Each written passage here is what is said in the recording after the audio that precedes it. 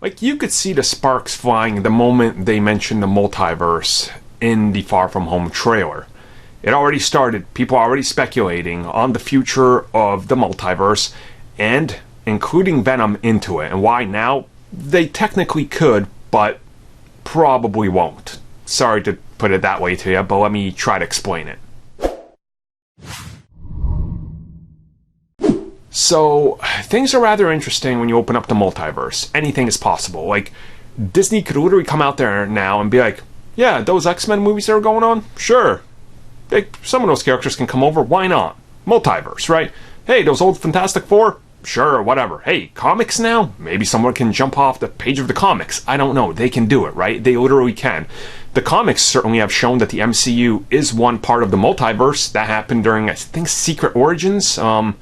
The Watcher definitely showed it to Nova, I believe, so I was like, oh wow, that's kind of interesting, you know, the movies actually exist within that confines, so they've acknowledged it one way, maybe they would the other, who knows. But very quickly, people were like, this is how they introduce Venom. This is how they're going to do it, and this is why. And realistically, nothing is stopping them, right? Like, Kevin Feige might be like, wow, Venom did make some good money. Sure, hey Sony, you want to work together? And then Sony sits down with Kevin Feige and they hash out a deal, and here comes Tom Hardy through the multiverse into the MCU. Venom gets that iconic logo. Peter gets a black suit for a movie, and they finally explore that arc properly, and the movie makes like $1.5 billion in the next installment, and Venom gets a huge boost, and everybody's happy, right? That could happen. I'm not saying it can't. Stranger things have happened. You know? Just look at Spider-Man in the MCU. Stranger things have happened. So the Venom crossover would honestly be less strange than Sony willing to give Disney the character and share some of the rights.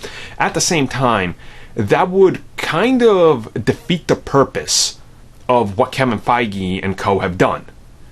Especially introducing someone like Venom, where the film wasn't critically well received, but fans like myself certainly liked him more than I thought I was going to.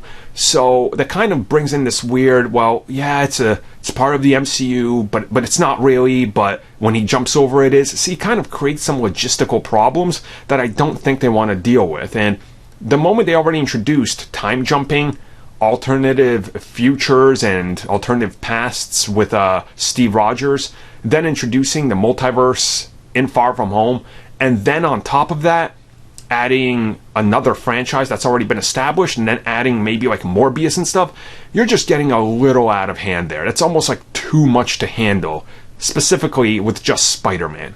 Like, it's a lot to take on, so I don't think it's happening.